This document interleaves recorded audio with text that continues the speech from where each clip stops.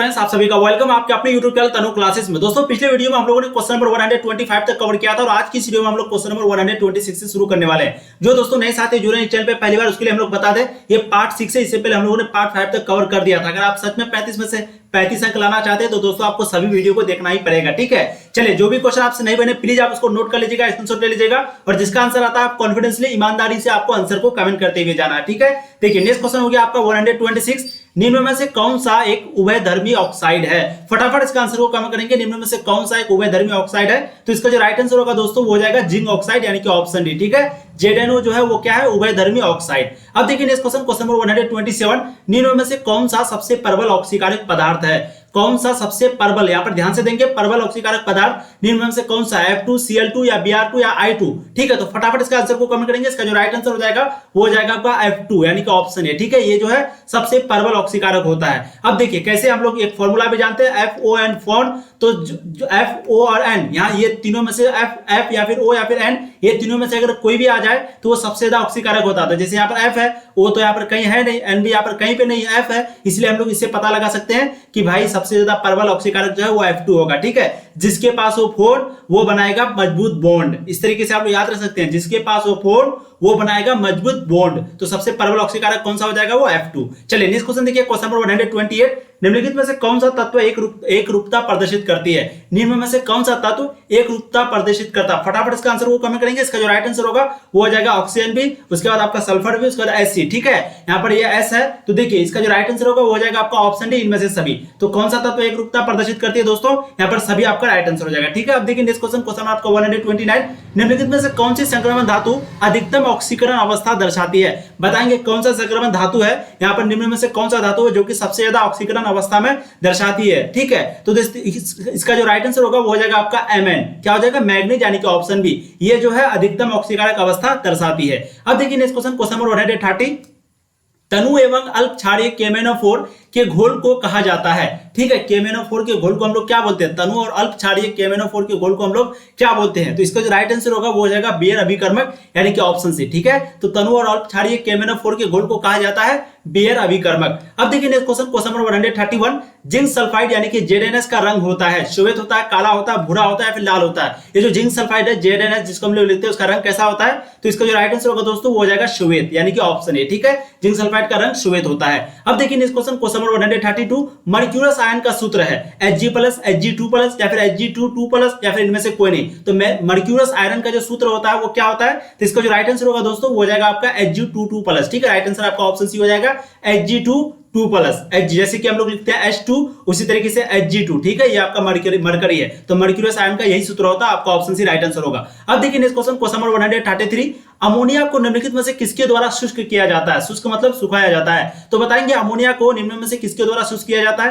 Calcium oxide को, या फिर P4O10 को, या फिर कॉन्क्रीट H2SO4 को, यानी कि सल्फ्यूरिक अम्ल को, या फिर CaCl2 यानी कि ANH, ये एनहाइड्राइड है, ठीक है। ANH का फुल फॉर्म क्या होगा यहाँ पर? एनहाइड्राइड। तो आप लोग फटाफट कमेंट करेंगे कि अमोनिया को जो है किसके द्वारा शुष्क किया जाता है। इसका जो राइट आंसर होगा वो हो जाएगा आपका कैल्शियम ऑक्साइड, ऑप्शन ए, ठीक है। इसी के द्वारा शुष्क किया जाता है। अब देखिए नेक्स्ट क्वेश्चन, क्वेश्चन नंबर 134। निम्नलिखित में से कौन सा आयन रंगहीन है? बताएंगे Cu2+, CO2+, या फिर Na2+, या फिर Fe3+। तो बताएंगे कौन सा आयन है जो कि रंगहीन है? तो देखिए इसका जो राइट आंसर हो जाएगा वो हो जाएगा आपका Cu2+, यानी कि ऑप्शन है, ठीक है। ये जो है आयन वो क्या होता है? रंगहीन होता है। अब देखिए नेक्स्ट क्वेश्चन, क्वेश्चन नंबर 135। काफी इंपॉर्टेंट क्वेश्चन है, ये क्वेश्चन लगभग हर बार पूछा जाता है। अगर ये क्वेश्चन नहीं पूछेगा लेकिन इस पैटर्न पे एक क्वेश्चन तो आपका रहेगा ही आपके एग्जाम में, इसलिए अगर आप लोग चाहते हैं कि इसको मैं सॉल्यूशन करूं तो प्लीज आप लोग कमेंट कीजिएगा। मैं आपको नेक्स्ट वीडियो में 100% बताऊंगा, क्योंकि ये थोड़ा सा ट्रिक नहीं है, इसमें आपको बहुत कुछ याद रखना पड़ेगा। जैसे K4 का ऑक्सीडेशन नंबर वगैरह है, Fe का भी, Cn का भी, तब फिर आपको आयुपेक नेम का किसको क्या कहा जाता है उस तरीके से आपको याद रखना पड़ेगा, तभी ये बनेगा, ठीक है। अगर चाहते हैं सॉल्यूशन तो आप लोग कमेंट कीजिएगा, लेकिन मैं आपको आंसर बता देता हूं। इसका जो राइट आंसर होगा वो हो जाएगा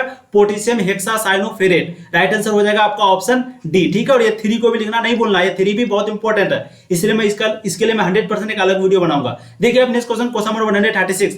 निम्नलिखित में से कौन निर्बल अम्ल है? बताएंगे कौन निम्न मतलब कि निर्बल सॉरी, यानी कि सबसे कमजोर अम्ल जो है वो निम्न में से कौन है? तो इसका जो राइट आंसर होगा वो हो जाएगा आपका HF, यानी कि ऑप्शन सी, ठीक है। ये जो है सबसे निर्बल अम्ल होता है। अब देखिए next question, question number 137। Nickel का यहां पर बता रहा है, निकेल का इस रिएक्शन में ऑक्सीकरण अवस्था क्या होगी। ठीक है, काफी इंपॉर्टेंट क्वेश्चन है। तो बताएंगे निकेल का जो ऑक्सीकरण अवस्था क्या होगी, तो इसका जो राइट आंसर होगा दोस्तों वो हो जाएगा 0, यानी कि ऑप्शन बी। ठीक है, निकेल का इसमें क्या होगा, ऑक्सीकरण अवस्था 0 हो जाएगा। अब देखिए नेक्स्ट क्वेश्चन में आपका ये भी फॉर्मूला पर बेस्ड है, फॉर्मूला नहीं, यहां पर भी आपको सभी का ऑक्सीडेशन नंबर निकालना पड़ेगा और बराबर देना पड़ेगा 0, तभी ये सॉल्व होगा। इसलिए ये दोनों जो पहला वाला क्वेश्चन बताया और ये वाला क्वेश्चन, ये दोनों लगभग सेम है, इसलिए दोनों को मैं नेक्स्ट वीडियो में सॉल्यूशन करके आपको बताऊंगा। ठीक है, एक वीडियो बना दूंगा डेडिकेटेड। चलिए अब देखिए नेक्स्ट क्वेश्चन नंबर 138, निम्न में से कौन यौगिक परिशीतक है, परिशीतक है, बताएंगे कौन सा यौगिक है जो कि परिशीतक है। तो उसका जो राइट आंसर होगा दोस्तों वो हो जाएगा CF2Cl2, यानी कि ऑप्शन डी। ठीक है, ये यौगिक क्या है आपका, परिशीतक। अब देखिए नेक्स्ट क्वेश्चन नंबर 139, क्लोरोफॉर्म को Zn तथा H2O से अवकृत कराने में बनता है। तो बताएंगे क्लोरोफॉर्म को जब हम लोग जिंक और H2O से यानी कि जल से जब हम लोग अवकृत कराएंगे तो क्या बनेगा, एसिटिलीन, इथाइलिन या फिर इथेन या फिर मीथेन। तो दोस्तों इसका जो राइट आंसर होगा वो हो जाएगा आपका मीथेन, यानी कि CH4। ठीक है, जब हम लोग ये सब का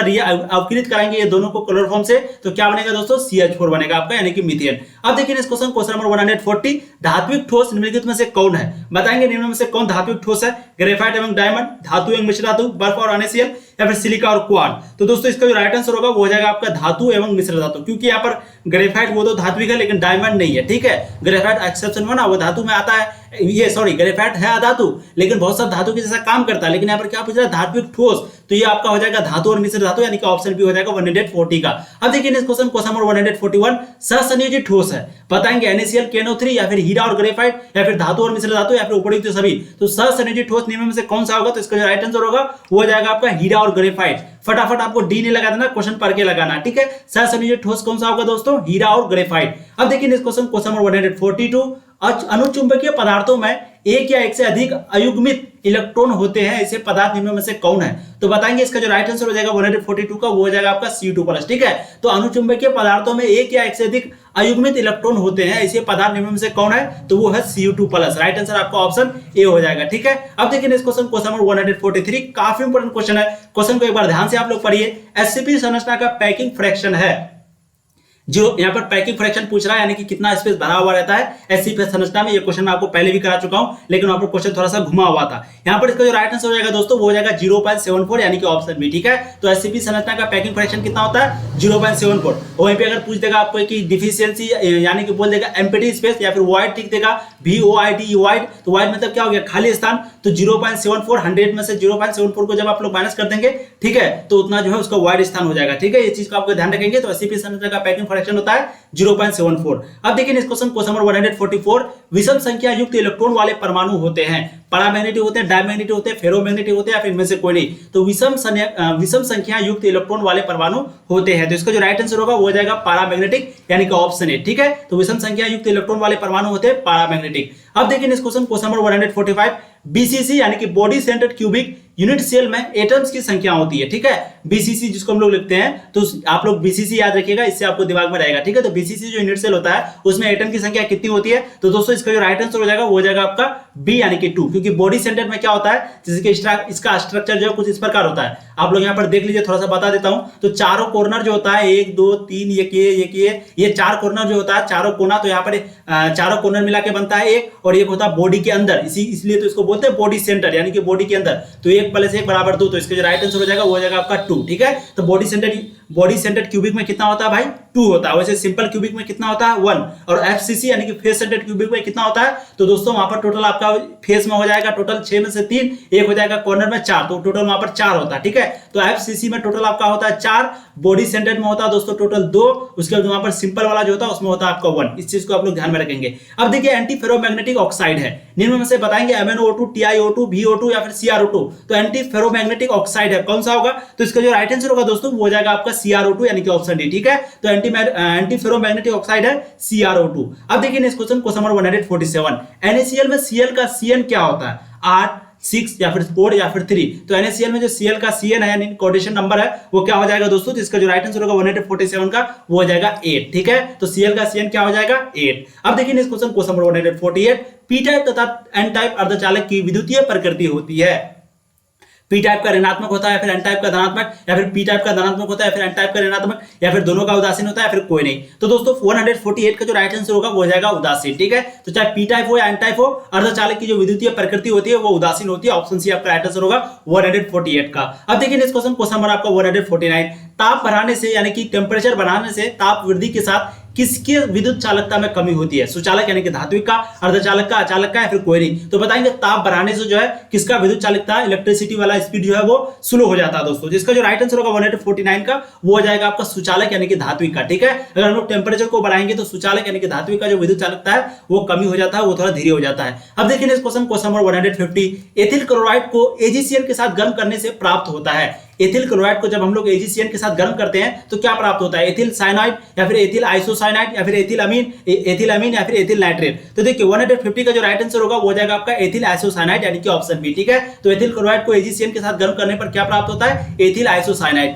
अब देखिए नेक्स्ट क्वेश्चन नंबर 151, निम्न में से कौन प्राइमरी हैलाइड है? बताएंगे निम्न में से कौन प्राइमरी हैलाइड है? आइसोप्रोपाइल आयोडाइड, या फिर सेकेंडरी ब्यूटाइल आयोडाइड, या फिर टर्टरी ब्यूटाइल ब्रोमाइड, या फिर नियोहेक्साइल क्लोराइड। तो दोस्तों बताएंगे कौन प्राइमरी हैलाइड है? तो 151 का जो राइट आंसर होगा वो जाएगा डी आपका नियोहेक्साइल क्लोराइड यानी कि ऑप्शन डी। ठीक है, ये जो है आपका प्राइमरी हैलाइड है, नियोहेक्साइल क्लोराइड वो क्या है? Primary halide. अब देखिए नेक्स्ट क्वेश्चन दोस्तों, अभी तक आप लोगों ने चैनल को सब्सक्राइब नहीं किया तो कर दीजिए, यहाँ पर आपको इसी तरीके से तैयारी कराई जाती है, और एक बार जम करके शेयर कर दीजिएगा अपने दोस्तों को। ठीक है, सब्सक्राइब जरूर कीजिए दोस्तों, क्योंकि आप लोगों के लिए इतना मेहनत करते हैं और भी करेंगे, और भी बहुत कुछ हो रहा है यहाँ पर, जैसे कि फिजिक्स का भी हो रहा है, बायोलॉजी का भी हो रहा है, इसलिए आप लोग वो सब वीडियो नहीं देखे, उस सभी को भी देखिए। ठीक है, पूरी तरीके से आपके यहाँ पर तैयारी होती है, इसलिए आप लोग पहली बार जुड़े हैं, सब्सक्राइब करके अपने दोस्तों को एक बार शेयर कर दीजिएगा। अब देखिए इस क्वेश्चन नंबर 152, एथिल अल्कोहल के साथ किस यौगिक की अभिक्रिया से एथिल ब्रोमाइड बनता है? यानी कि एथिल अल्कोहल के साथ कौन सा यौगिक अभिक्रिया करके एथिल ब्रोमाइड बनाता है? तो 152 का जो राइट आंसर होगा आपका वो हो जाएगा केवीआर तथा सांद्र H2SO4। ठीक है, कॉन्क H2SO4 या फिर सांद्र H2SO4। तो राइट आंसर आपका क्या हो जाएगा?